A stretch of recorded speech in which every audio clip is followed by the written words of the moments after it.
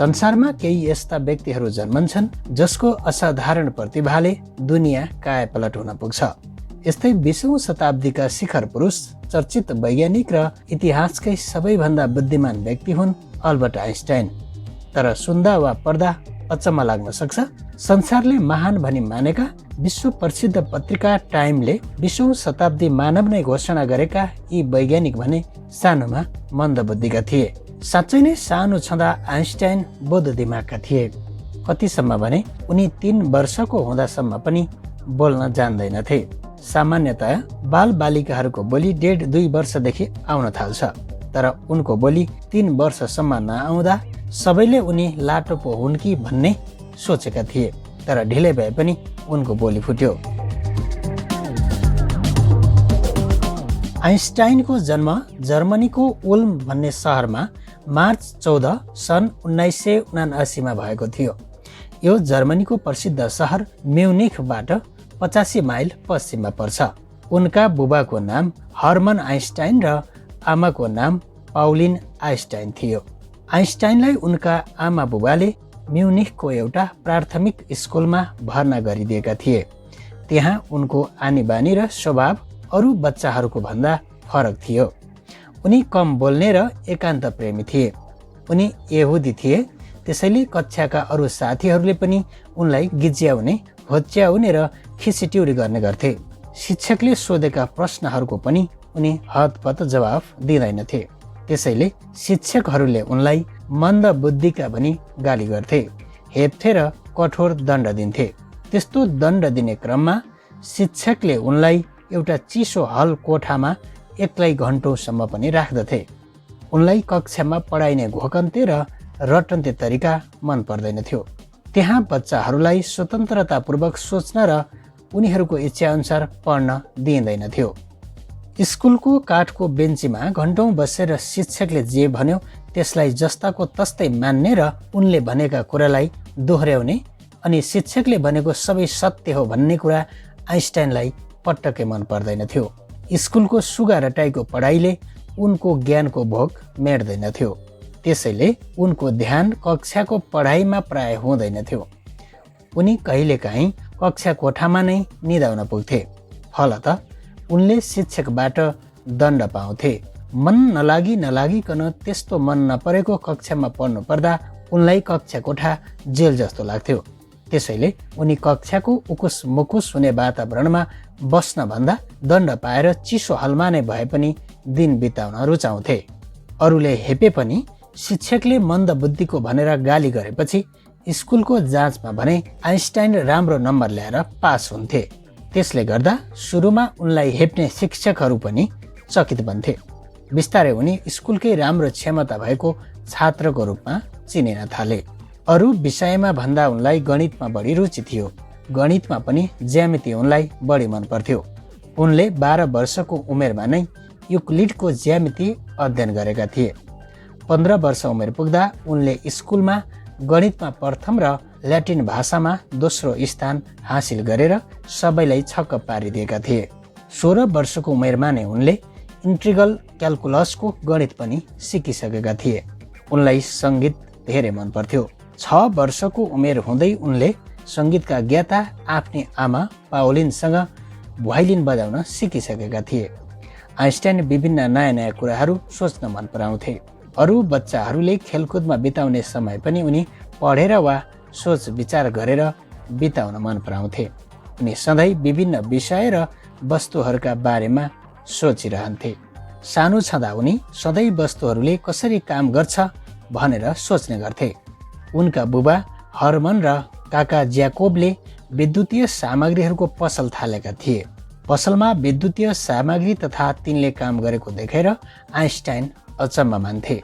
एकपटक उनी बिरामी भए। उनका बुबाले उनलाई खेलाउनका लागि दिशा देखाउने कम्पास दिए। उनका बुबाले आइन्स्टाइनलाई कम्पासको टुप्पोले सधैँ उत्तर दिशातिर मात्र देखाउँछ भनी बताए। त्यो सुनेर जिज्ञासु आइन्स्टाइन 3 छक्क परे। उनका बुबाले चुम्बकको शक्तिले कम्पासको सियोलाई उत्तरतिर तान्ने गरेको जानकारी दिए। यही घटनाले उनमा विज्ञानको भोग जगायो। आइन्स्टाइनका काका ज्याकोब पनि राम्रा र विज्ञानको कुरामा दखल भएका मान्छे थिए। उनी आइन्स्टाइनले सोधेका सबै प्रश्नहरूको झर्को नमानी उत्तर दिन्थे। आइन्स्टाइनको परिवारसँगै बस्ने कलेजका विद्यार्थी म्याक्स टालमेले पनि आइन्स्टाइनका जिज्ञासाहरू हल गरिदिन्थे। उनलाई आइन्स्टाइनको जिज्ञासु स्वभाव र नयाँ नयाँ कुरा जान्न खोज्ने बानी अति मन पर्थ्यो। त्यसैले उनी आइन्स्टाइनलाई इम्यानुअल कान्ट, चार्ल्स डार्विन जस्ता त्यस बेलाका चर्चित वैज्ञानिकका किताबहरू किनेर खोजेर ल्याइदिन्थे। टालमेले नै आइन्स्टाइनलाई गणित र भौतिक शास्त्रका किताबहरू पनि ल्याइदिन्थे। उनले नै आइन्स्टाइनलाई ज्यामिति गणितका जन्मदाता युक्लिडको किताब पनि जुटाइदिएका थिए। वास्तवमा सानोमा उनका बुबाले दिएको कम्पासले उत्तर देखाउने कुरा उनका लागि एउटा पहेली जस्तै थियो। त्यसैले त्यस कुराले उनको ध्यान विज्ञानतिर तान्यो। उनमा जागेको विज्ञानको यो आकर्षण जीवनभर रहिरह्यो। त्यसैले उनलाई विश्व ब्रह्माण्डको रहस्यहरू खोतल्ने दिशातिर डोर्यायो। त्यसैले नै उनलाई ब्रह्माण्डका गोप्य नियमहरू थाहा पाउन पनि उत्प्रेरित गर्यो। उनी ब्रह्माण्डको रहस्य खोतल्न र थाहा पाउन चाहन्थे। उनले देखावटी रूपमा हल्का ढङ्गले किताबहरू पढेनन्। उनी किताबमा डुबेर पढे। फलत उनले विज्ञानको क्षेत्रमा क्रान्ति नै साबित भएको सापेक्षतावादको सिद्धान्त खोज्ने क्रममा उनले प्रकाशको गति कति हुन्छ भन्ने कुरा पनि पत्ता लगाएका हुन्। आइन्स्टाइनले पत्ता लगाए अनुसार प्रकाशको गति प्रति सेकेन्ड 1,86,000 माइल हुन्छ। यो भनेको अहिलेसम्म मानिसले निर्माण गरेका कुनै पनि वस्तुले पैदा गर्ने गतिभन्दा धेरै बढीको गति हो। आइन्स्टाइनले त के पनि ठोक्वा गरेका छन् भने यो ब्रह्माण्डमा प्रकाशभन्दा चाँडो कुनै पनि वस्तु दौडन सक्दैन। सन् 1984 मा आइन्स्टाइनका परिवार म्युनिख छोडेर इटालीको मिलानमा बसाइ सरे, किनभने उनीहरूको बिजुलीको पसल टाट पल्ट्यो। आइन्स्टाइन पढाइ जारी राख्न म्युनिख नै बसे। आइन्स्टाइनले स्कुलमा पढ्न त पढे, तर स्कुलको पढाउने तरिका उनलाई कहिले मन परेको थिएन। त्यसैले उनी पनि 1 वर्षपछि नै 1895 मा मिलान गए। पढाइ बीचमा छोडेर आएकोमा उनका बुबाआमा खिन्न भए, तर ज्युरिच स्विजरल्यान्डको सङ्घीय प्रविधि संस्थानमा पढ्ने बाचा गरेर आमा बाबुलाई आइन्स्टाइनले मनाए। बाचा गरे अनुसार 6 महिनापछि उनले संस्थानको प्रवेश परीक्षाको जाँच पनि दिए, तर भाषा र जीव विज्ञानमा उनी कमजोर भए। उनले त्यहाँ प्रविधि संस्थानमा प्रवेश पाएनन्। गणितमा भने उनी अब्बल थिए। उनको गणितको ज्ञानले त्यहाँका निर्देशकलाई प्रभावित पार्यो। उनले नै जर्मनी भाषामा पढाइ हुने स्विजरल्यान्डको आराउ सहरको एउटा विद्यालयमा उनलाई भर्ना गरिदिए। आइन्स्टाइनले 1886 मा आराउ स्कुलको पढाइ सके। त्यसबेला उनी 17 वर्षका थिए। अब उनी पहिले पढ्न चाहेको जुरिचको सङ्घीय प्रविधि संस्थानमा भर्ना भएर आफ्नो प्रिय विषय गणित तथा भौतिक शास्त्रको अध्ययन गर्न थाले। उनको तीव्र बुद्धि र नम्र स्वभावबाट प्रभावित भएका प्राध्यापक मिकोवस्कीले उनलाई निकै सहयोग गरे। उनले सन् 1900 मा त्यहाँबाट स्नातकको परीक्षा पास गरे। आइन्स्टाइनले पुरानै ढर्रामा पुराना कुराहरू मात्रै पढाइने स्कुल वा कलेजका कक्षाहरूबाट भन्दा सो अध्ययनबाट धेरै कुराहरू सिके। उनले स्कुलको कक्षा कोठामा भन्दा बढी समय पुस्तकालय र आफ्नै कोठामा चिन्तन मनन गर्नमा बिताए। कक्षामा पढाएका कुराहरू साथीको नोट हेरेको भरमा पढेर उनले कलेज पास गरेका थिए। उनी भौतिक शास्त्रका प्राध्यापक हुन चाहन्थे, तर त्यस विषयका प्राध्यापकको सिफारिसको अभावमा उनको यो इच्छा पूरा हुन सकेन। उनले पेटेन्ट कार्यालयमा पेटेन्ट अफिसरका रूपमा काम पाएका थिए। त्यहाँ काम गर्दा गर्दै उनले 1905 मा पिएचडी को शोध पत्र जुरिच विश्वविद्यालयमा बुझाए। उनको शोध पत्रको विषय सापेक्षतावादको सिद्धान्तबारे थियो। त्यसमा नै उनले शक्तिको प्रख्यात सूत्र E = mc² को व्याख्या गरेका थिए। त्यसै शोधपत्रबाट उनले पिएचडी को उपाधि पनि प्राप्त गरे। उनले आफ्नो शोधपत्र अन्नालेन डेर फिजिक पत्रिकामा छपाएपछि संसारभरि तहल्का मच्चियो। संसारका वैज्ञानिकहरूले उनको त्यो शोधपत्र पढेर प्रशंसा गरे। त्यसको 1 वर्षपछि 1906 मा उनले क्वान्टम मेकानिक्सको विषयमा अर्को शोधपत्र पनि तयार पारेर छपाए। त्यसले पनि वैज्ञानिक जगतमा तहल्का मच्चायो। अब आइन्स्टाइनको फिजिक्सको प्रोफेसर बन्ने सपना पुरा भयो। सन् 1909 मा जुरिच विश्वविद्यालयले उनलाई सहायक प्रोफेसरको जागिर दियो। उनको ख्याति दिन 2 गुणा रात 4 गुणा हुन थाल्यो। प्रवचन दिन र सम्मान गर्ने उनलाई चारैतिरबाट बोलाइन थालियो। 30 वर्षको उमेर छँदा पेरिसमा प्रवचन दिन उनी गए। त्यहाँ त्यस बेलाका चर्चित वैज्ञानिक म्याडम क्युरी पनि उनको भाषण सुन्न आएका थिए। लजालु आइन्स्टाइन अब विश्वविख्यात भएका थिए। जहाँ गए पनि मानिसको ठुलो भिड उर्लन्थ्यो। पत्रकारहरू पनि उनको फोटो खिच्न र अन्तर्वार्ता लिन भागदौड गर्थे। विश्वका यी महान मानवलाई एक झल्को हेर्नकै लागि पनि मानिसहरू लालायित भएर कुर्थे। सन् 1911 उनी चेकोस्लोभाकियाको प्राग विश्वविद्यालयमा पढाउन गए। त्यहाँ उनले सूर्यग्रहणको बेला प्रकाश बाङ्गिएको दृश्य देख्न सकिने सिद्धान्त प्रस्तुत गरे। सन् 1912 उनी पुनः जुरिच फर्के। सन् 1914 उनी बर्लिनको विज्ञान एकाडेमीमा प्रोफेसर बने। त्यहाँ उनले एकाडेमीका अध्यक्ष तथा प्रसिद्ध वैज्ञानिक म्याक्स प्लाङ्क लगायत थुप्रै वैज्ञानिकहरूको सहयोगी वातावरण पाए। जुरिचमा पढ्दा नै आइन्स्टाइनले सहपाठी मिलेभासँग सन् 1903 प्रेम विवाह गरेका थिए। त्यसको 1 वर्षपछि 1904 उनको पहिलो छोरा हान्स अल्बर्ट र सन् 1910 दोस्रो छोरा एडवर्ड जन्मेका थिए। उनीहरूबाट एक छोरीको पनि जन्म भएको थियो। तर सन् 1914 बर्लिनमा आएपछि उनको त्यो सम्बन्ध टुक्रियो। मिलेभा छोराहरू लिएर जुरिक फर्के। सन् 1919 उनको सम्बन्ध विच्छेद नै भयो। त्यही वर्ष आइन्स्टाइनले एलिसासँग दोस्रो विवाह गरे। आइन्स्टाइनले सन् 1921 को भौतिक शास्त्रतर्फको विश्व प्रसिद्ध नोबेल पुरस्कार प्राप्त गरे। उनले यो पुरस्कार संसारलाई चकित पार्ने सापेक्षतावादको सिद्धान्तका लागि पाएका थिएनन्। बरु उनलाई त्यो पुरस्कार उनको अर्को महान खोज फोटो इलेक्ट्रिक प्रभाव सम्बन्धी नियमका लागि दिएको थियो। सरल र उदार हृदय भएका आइन्स्टाइनले आफूले पाएको पुरस्कारको रकम करिब 32,000 अमेरिकी डलर आफूलाई छोडेर गइसकेकी जेठी श्रीमतीलाई पठाइदिएका थिए। आइन्स्टाइन शान्तिप्रिय थिए। उनी अन्याय, अत्याचार र युद्धका विरोधी थिए। त्यसैले उनले सन् 1914 पहिलो विश्वयुद्ध सुरु भएपछि सन् 1915 लिग अफ नेसनको माग गर्दै गरिएको युरोपको घोषणामा हस्ताक्षर गरेर लिग अफ युरोपको लागि अपिल गरेका थिए। न्याय प्रेमी र यहुदी भएकै कारण सन् 1933 जर्मनीको सत्तामा आएको हिटलरको नाजी सत्ताले पनि उनलाई देखिसकेन र उनको टाउको काटेर ल्याउनेलाई 20,000 जर्मन मार्कको घोषणा गरियो। त्यसपछि अमेरिकी नागरिक बनेको आइन्स्टाइनले सन् 1945 को अगस्त 6 र 9 जापानमाथि आणविक हमला गरेर लाखौं निर्दोषको हत्या गर्ने अमेरिकाको कायर कार्यको पनि भर्सना गरे। युद्धको भयानक नरसंहारबाट आहत आइन्स्टाइन दोस्रो विश्वयुद्धपछि निशस्त्रीकरण र फेरि युद्ध दोहोरिन नदिन विश्व सरकारको पक्षमा जुटेर लागे। अरूमाथि हस्तक्षेप र अन्याय गर्ने अमेरिकी नीतिको आलोचना गर्दा उनलाई अमेरिकी सरकारले पनि कम्युनिस्टको नाममा दुःख दिएको थियो। जन्मले यहुदी आइन्स्टाइन सबै धर्मलाई उत्तिकै सम्मान गर्थे। उनी विद्वान र विनम्र थिए। त्यसैले उनी सबैको कदर गर्थे। राजनीतिक विचारका हिसाबले उनी समाजवादी थिए। उनी गान्धीको विचार र जीवनशैलीबाट विशेष प्रभावित थिए। बच्चाहरूप्रति उनलाई विशेष स्नेह थियो। त्यसैले बच्चाहरूले सोधी पठाएका प्रश्नहरूको सकेसम्म उनी आफै उत्तर दिने गर्थे। एकपटक एकजना बालिकाले उनलाई गणित पढ्न आफूलाई गाह्रो भएको बारे लेखेर पठाइन्। आइन्स्टाइनले ती बालिकालाई लेखेर पठाएको जवाफमा एउटा अंश यस्तो थियो: गणित पढ्न गाह्रो भयो भनेर नआत्तियो। म तिमीलाई के विश्वास दिलाउन चाहन्छु भने मेरो गणित तिम्रो भन्दा पनि कमजोर छ।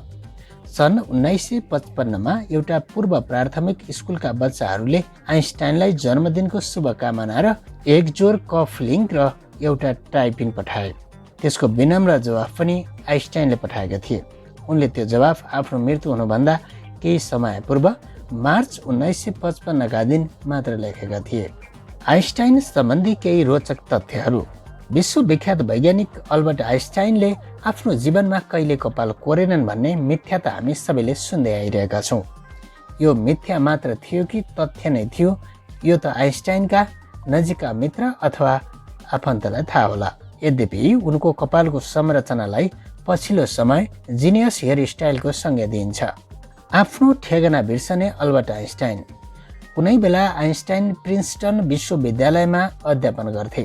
एक दिन अफिसबाट घर फर्कने क्रममा उनले आफ्नो घरको ठेगाना नै बिर्से। उनले एकजना ड्राइभरसँग आइन्स्टाइनको घर कहाँ हो भनी सोधे। ती चालकले आइन्स्टाइनलाई चिन्ता रहेनछन्, त्यसैले उनले आइन्स्टाइनलाई प्रिन्सटनभरिका सबै मानिसहरूलाई आइन्स्टाइनको घर थाहा भएको बताउँदै उनलाई आइन्स्टाइन भेट्न चाहेको हो भनी प्रश्न गरे। जब उनले आफू नै आइन्स्टाइन भएको बताए तब बिना गाडी भाडा नै ती चालकले उनको घर पुर्याइदिए। आइन्स्टाइन एकपटक प्रिन्सटनबाट ट्रेनमा कतै जाँदै थिए। जब ट्रेनका कन्डक्टरले उनीसँग टिकट मागे तब उनले आफ्नो टिकट भेट्टाउन सकेनन्। तब कन्डक्टरले उनलाई आफूले आइन्स्टाइनलाई चिनेको बताउँदै उनले टिकट लिएको आफूलाई विश्वास भएको बताए। उनलाई टिकटका लागि चिन्ता नलिन भने। त्यसपछि कन्डक्टर टिकट माग्दै अर्को कम्पार्टमेन्टतिर लागे। तब फर्केर हेर्दा पनि महान भौतिक शास्त्री अझै पनि आफ्नो टिकट खोजिरहेका देखेर उनले आइन्स्टाइनको नजिक आएर भने, डाक्टर आइन्स्टाइन, मलाई थाहा छ तपाईँ को हुनुहुन्छ भनेर, त्यसैले तपाईँलाई टिकटको आवश्यकता छैन। त्यस समय आइन्स्टाइनले कन्डक्टरलाई सम्झाउँदै भने, ए भाइ, यो त मलाई पनि थाहा छ म को हो भनेर, तर अहिले मलाई थाहा नभएको कुरा भनेको म कहाँ जाँदैछु भन्ने हो। आइन्स्टाइन जल यात्रा गर्न मन पराउँथे। ज्युरिख स्विजरल्यान्डको पोलिटेक्निक इन्स्टिच्युटमा भर्ना भइसकेपछि आइन्स्टाइनलाई जल यात्राले मोहनी लगायो। उनी एउटा डुङ्गा लिएर एउटा तलाउमा जान्थे, एउटा नोटबुक निकाल्थे, आराम लिन्थे र भौतिक शास्त्रका विभिन्न जटिल विषयहरूका बारेमा गहन विचार गर्थे। आइन्स्टाइनले जिन्दगीमा कहिले पनि पौडिन नसके पनि उनको जल यात्राको यो सोख जीवनभरि कायम रह्यो। आइन्स्टाइनको मस्तिष्क। सन् 1995मा आइन्स्टाइनको मृत्यु हुँदा उनको शरीरलाई जलाई उनकै इच्छा अनुरूप अस्तुलाई विभिन्न ठाउँमा राखिएको थियो। तर उनको शरीरलाई जलाउनुभन्दा अघि उनको शरीर पोस्टमार्टम गर्ने प्रिन्सटन हस्पिटलका चिकित्सक थमस हार्वीले उनको मस्तिष्क निकालेका थिए। हार्वीले आइन्स्टाइनका मस्तिष्क अध्ययनका लागि निकालेका थिए। यसरी आइन्स्टाइनको मस्तिष्क निकाल्ने अधिकार हार्वीमा नभए पनि उनले आइन्स्टाइनका छोरालाई आइन्स्टाइनको मस्तिष्क राख्नुमा विज्ञानकै भलो हुने कुरा कन्भिन्स गराएका थिए। त्यसको केही समयपछि आइन्स्टाइनको मस्तिष्क नदिएको कारण हार्वीले प्रिन्सटनको आफ्नो जागिरबाट हात धुनु पर्यो। त्यसको 4 दशकसम्म हार्वीले आइन्स्टाइनको मस्तिष्क आफूसँग राखे। उनले सो समयमा त्यसलाई 200 भन्दा बढी टुक्राहरूमा काटिसकेका थिए। उनले ती टुक्राहरूलाई विभिन्न जारहरूमा सुरक्षित राखेका थिए। उनले विभिन्न समयमा विभिन्न अनुसन्धानकर्ताहरूलाई अध्ययनका लागि आइन्स्टाइनको मस्तिष्कका टुक्राहरू दिएका थिए। सन् 1998मा हार्वीले आइन्स्टाइनको मस्तिष्क प्रिन्सटन हस्पिटललाई फिर्ता दिएका थिए। आइन्स्टाइन र भायोलिन। आइन्स्टाइनकी आमा पलिन एक दक्ष पियानो वादक थिइन्। त्यसैले उनले आफ्नो छोरालाई पनि सङ्गीतप्रति लगाव होस् भन्ने उद्देश्यले भायोलिन सिकाउने निर्णय गरिन्। तर आइन्स्टाइनलाई भायोलिन मन पर्दैन थियो। भायोलिन बजाउनुको साटो आइन्स्टाइन तासका पत्ताहरूको घर बनाउँदै बस्थे। एकचोटि उनले तासका पत्ताहरूको 14 तला ठुलो घर बनाएका थिए। आइन्स्टाइनले 13 वर्षको छँदा शास्त्रीय सङ्गीतका विख्यातको सङ्गीत सुनेपछि उनले आफ्नो सोचाइ परिवर्तन गरेर सङ्गीत र भायोलिनप्रति आकर्षित हुन थाले। त्यसपछि भायोलिन उनको रुचिको एक अर्को विषय हुन पुग्यो। त्यसपछिका 7 दशकहरूमा आइन्स्टाइनले भौतिक शास्त्रका समस्याहरूको बारेमा गहन सोच गर्दै थाकेका आफ्ना दिमागलाई शान्त पार्न मात्र नभई सार्वजनिक सांस्कृतिक कार्यक्रमहरूमा समेत भायोलिन बजाए। इजरायलको राष्ट्रपतित्व। इजरायलका प्रथम राष्ट्रपति चाइम बेजमनको सन् 1952 नोभेम्बर 9 का दिन मृत्यु भएपछि आइन्स्टाइनलाई इजरायलको दोस्रो राष्ट्रपति बन्ने निमन्त्रण आएको थियो। त्यति बेला 73 वर्षका आइन्स्टाइनले उक्त निमन्त्रणा अस्वीकार गरेका थिए। आइन्स्टाइनले आफ्नो आधिकारिक पत्रमा आफूमा जनतासँग डिल गर्ने प्राकृतिक गुण नभएको मात्र नभई आफू बुढो पनि हुँदै गएको कुरा उल्लेख गरेका थिए। आइन्स्टाइन र मोजा। आइन्स्टाइनले आफ्नो लुक्समा त्यति ध्यान दिँदैनथे भन्ने कुरा त उनको नकोरिएको कपालबाट नै थाहा पाउन सकिन्छ। तर यो कुरा सुन्दा अचम्म लाग्ला कि आइन्स्टाइनले कहिले पनि मोजा लगाएनन्। आफ्नो सोख जल यात्रा गर्दा होस् या कुनै औपचारिक कार्यक्रममा जाँदा होस् आइन्स्टाइनले कहिले पनि मोजा लगाएनन्। आइन्स्टाइनका लागि मजा एक समस्याको स्रोत थियो, किनभने मजा जहिले पनि पाल परिरहन्छ। त्यति मात्र होइन, यदि जुत्ता मात्रले काम चल्छ भने मोजा र जुत्ता दुवै लगाउने किन परेर। एक साधारण कम्पास। विशेष सापेक्षतावादको सिद्धान्त प्रतिपादन गरेको 21 वर्षपछि आइन्स्टाइनले अल्कोहल ग्यासबाट चल्ने रेफ्रिजरेटर डिजाइन गरेका थिए। उनको सो डिजाइन सन् 1926मा पेटेन्ट गरिएको थियो, तर उनको डिजाइनपछि नयाँ प्रविधिको विकास भएका कारण उनको रेफ्रिजरेटर व्यावसायिक रूपमा उत्पादन गर्नुपर्ने आवश्यकता नै रहेन। एक परिवार पुरानो रेफ्रिजरेटरबाट निस्कने सल्फर डाइअक्साइड ग्यासको शिकार भएको कुरा समाचारमा पढेपछि आइन्स्टाइनले अल्कोहल ग्यासबाट चल्ने रेफ्रिजरेटर आविष्कार गरेका थिए। औधी धुम्रपान। आइन्स्टाइन धेरै धुम्रपान गर्थे। उनमा पाइप तान्ने सोख निकै थियो। उनका फोटाहरूमा नकोरिएका कपाल र चट्ट नमिलेका कपडाका अलावा धुवा उड्दै गरेको पाइप पनि चर्चित छ। सन् 1950मा आइन्स्टाइनले भनेका थिए, मलाई के लाग्छ भने पाइप तान्दा शान्त र वस्तुपरक निर्णय लिनमा सहयोग पुग्छ। यद्यपि पाइप औधी मन पराउने भए पनि आइन्स्टाइनले कहिले पनि सिङ्गार र सिगरेट भने तानेनन्। वैवाहिक सम्बन्ध र डिभोर्स। ज्युरिक पोलिटेक्निकमा सँगै पढेका आइन्स्टाइन र मलेभा मारिकले सन् 1903मा विवाह गरेका थिए, तर सन् 1919मा उनीहरूको पारपाचुके पश्चात आइन्स्टाइनले आफ्नै आमाको बहिनीको छोरी एल्सा लोबिन्थलसँग विवाह गरे। एल्साकी आमा र आइन्स्टाइनकी आमा दिदी बहिनी त थिए नै, त्यसमाथि एल्साको बुबा र आइन्स्टाइनका बुबा पनि दाजुभाइ थिए। त्यसैले एल्सा र आइन्स्टाइन नजिकका नातेदार थिए। नाजायज सन्तान। सन् 1901मा आइन्स्टाइन र मलेभाको सम्बन्ध बसेको थियो। कलेजको छुट्टीको समय इटलीको लेक कोमोमा छुट्टी मनाएका जोडीले छुट्टी पश्चात मलेभाको गर्भ बसेको थाहा पाए। त्यही बेलाको समयमा विवाह पूर्व यस्तो सम्बन्धबाट जन्मने शिशुलाई समाजले सहजै स्वीकार गर्दैनथ्यो। आइन्स्टाइनलाई मलेभासँग विवाह गर्नको लागि र परिवार धान्नको लागि पैसाको अभाव भएको कारण मलेभा माइत गएर बसेकी थिइन्। उनले माइतमै छोरीको जन्मदिन जसको नाम लिसरी राखियो। यद्यपि आइन्स्टाइनकी छोरी लिसरीलाई के भयो भन्ने कुराको जानकारी कसैलाई पनि छैन। लिसरीलाई स्कारलेट फिभर नामक रोग लागेर या त मृत्यु भएको या त त्यो रोग निको भइसकेपछि एडप्सनको लागि दिएको विश्वास गरिन्छ। आइन्स्टाइन आफ्ना जीवनभर वैज्ञानिक खोज अनुसन्धानमा लागिरहे। जीवनको अन्त्यकालतिर उनी एकीकृत क्षेत्र सिद्धान्तको खोज अनुसन्धान गरिरहेका थिए, तर दुर्भाग्यको कुरा यो खोज पुरा हुन नपाउँदै अप्रिल 18, 1955का दिन अमेरिकाको प्रिन्सटनमा उनको दुःखद निधन भयो। यसअघि सन् 1936मा नै उनकी श्रीमती एलिसाको पनि मृत्यु भइसकेको थियो। पोस्टमार्टमका लागि उनको पार्थिव शरीर प्रिन्सटन, न्यू जर्सीमा लगियो।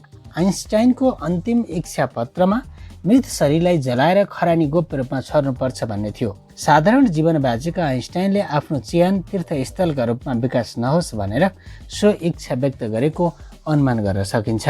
तर त्यो बखत हस्पिटलको ड्युटीमा रहेका प्याथोलोजिस्टलाई यस्तो विख्यात दिमाग मृत्युपछि पनि उपयोगमा आउन सक्ने लाग्यो। सायद उनले अनुमति बिना आइन्स्टाइनको खप्पर खोलेर दिमाग सुरक्षित झिके। उनले सो अङ्ग ल्याबको जारमा राखेर न्युयोर्क टाइम्समा यस बारेमा खबर पठाए। आइन्स्टाइनको परिवारले उनको पार्थिव शरीरमा पोस्टमार्टमको समयमा गरिएको छेडखानीबारे न्युयोर्क टाइम्स पढेर थाहा पाएका थिए। यो खबरले परिवारका सदस्यलाई खुसी बनाएन। विशेष आइन्स्टाइनका छोरा हान्सले यस कार्यमा तीव्र असन्तुष्टि व्यक्त गरे। आइन्स्टाइनको सो पोस्टमार्टम गर्ने प्याथोलोजिस्टको नाम डाक्टर थोमस हार्वे थियो। हार्वे हान्सलाई भेट्न आफै गए। भेटमा उनले हान्सलाई उनको पिताको दिमागमाथि गरिने अध्ययनले विज्ञानमा पत्ता लाग्न बाँकी ठुलो रहस्यमध्ये एक उच्च प्रतिभाको रहस्यमय प्रकाश पार्ने भन्दै अध्ययन गर्न अनुमति दिन मनाउन खोजे। हार्वेले खासमा त्यसो किन गरेका थिए त? उनले सो कार्य आफ्नो लागि गरेका थिए वा विज्ञानको लागि यो थाहा पाउन गाह्रो कुरा हो। पत्रकार माइकल पर्टिनिटी बताउँछन्, मेडिकल क्षेत्रमा चाहेको जस्तो नाम बनाउन नसकेको अवस्थामा आफ्नो टेबलमा अल्बर्ट आइन्स्टाइनको लास देख्दा हार्वेको दिमागबाट प्रसिद्ध हुने सोच आयो होला भनेर अनुमान गर्न सकिन्छ। तर समस्या के कुरामा थियो भने हार्वे आफै न्युरोलोजिस्ट थिएनन्। दिमाग अध्ययन न्युरोलोजीको क्षेत्रमा पर्थ्यो। हार्वेले देशका प्रतिष्ठित न्युरोलोजिस्टहरूसँग सहकार्य गरेर सो दिमागको मिहिन अध्ययन गर्ने बाचा गरे। सो अध्ययनको निष्कर्ष प्रकाशित गर्ने बाचा गरेपछि मात्र हान्स आइन्स्टाइन उनको कुरामा सहमत भएका थिए। तर वर्षौं बित्यो, कुनै वैज्ञानिक आलेख प्रकाशित भएन। समय बितेसँगै मान्छेहरूले आइन्स्टाइनको दिमागलाई बिर्सिए। सन् 1978मा एक युवा रिपोर्टर स्टेभन लेवीलाई उनको सम्पादकले सो बहुमूल्य अङ्कको खबर तयार पार्न अराए। उक्त दिमाग प्रिन्सटन मेडिकल सेन्टरको कतै फेला परेन, न त थोमस हार्वे नै भेटिए। आइन्स्टाइनका 14 महावाणी। ज्ञानभन्दा कल्पना धेरै शक्तिशाली हुन्छ। एक मात्र सच्चा मूल्यवान चिज आत्मज्ञान हो। म भविष्यको बारेमा उस्तो सोच्दिनँ, किनभने यो छिटै आउँछ। धर्म बिना विज्ञान लङ्गडो र विज्ञान बिना धर्म अन्ध हुन्छ। हामीले बलद्वारा शान्ति प्राप्त गर्न सक्दैनौँ, मात्र समझदारीबाट शान्ति कायम राख्न सकिन्छ। गणित गाह्रो लाग्छ भनेर चिन्तित नहौ, तिम्रो मस्तिष्क अझै पनि महान छ। हिजोबाट सिक, आजका लागि बाँच र भोलिका लागि आशा गर। सबैभन्दा महत्त्वपूर्ण कुरा हो प्रश्न गर्न बन्द नगर्नु, त्यसले तिमीलाई धेरै कुरा सिकाउँछ। जुन व्यक्तिले कुनै पनि गल्ती गरेन भने उसले केही पनि सिक्दैन। एक टेबल, एक कुर्सी, एक कचौरा फल र एक भायोलिन भलै खुसी रहनका लागि योभन्दा बढी के चाहियो? जो मानिसले कहिले पनि गल्ती गरेको छैन भने उसले कहिले पनि केही नयाँ गर्ने कोसिस गरेको छैन। यदि हामीले मानव जातिलाई जीवित राख्नु छ भने हामीलाई बिल्कुलै नयाँ सोचको जरुरत हुन्छ। कुनै पनि समस्या चेतनाको त्यही स्तरमा रहेर हल गर्न सकिँदैन जहाँबाट उत्पन्न भएको छ। जब एक राम्री केटीको साथमा बसेका छौ भने 1 घण्टा 1 सेकेन्ड जस्तो लाग्छ। यदि बलिरहेको अङ्गारमा बस्छौ भने 1 सेकेन्ड 1 घण्टा जस्तो लाग्छ। यही सापेक्षता हो। दुई चिज अनन्त छन्, एक ब्रह्माण्ड र मानिसको मूर्खता। तर म ब्रह्माण्डको बारेमा यकिनको साथ भन्न सक्दिनँ।